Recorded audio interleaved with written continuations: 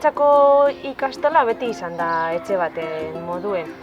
Azkenean gu oso gustora sentitzen gara hemen, eta hori da gure duguna, ezta? Gurasoak eta ikasleak hemen euren etxean bezala sentitzea. Familiakaz daukagun harremana oso hurbila da. Azkenean egunero gauz eurekin eta datozenean eurek kontatzen digute zelan ibili direz etxean, zeozer pase badan, eta guk aldera arrastien bila etortzen direnean guk kontatzen diogun ekintza bereziren bat egin badugun edo zelan pasatu duten eguna.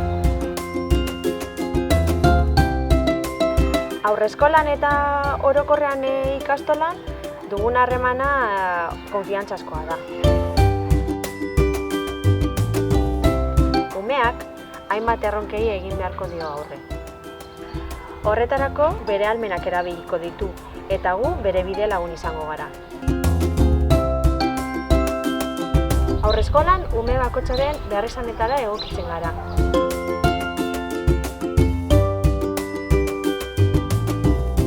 Guretzako garrantzitsua da jakitea une oro umearen egoera emozionala. Umea bera da protagonista.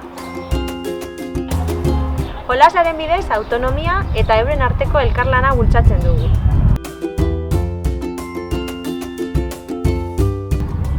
Ikastola daukan ingurune berdea oso aproposa da gure umeak hasteko. Naturarekin harreman zuzena daukagu, eta gure eguneroko ekintzetan oso integratuta dago.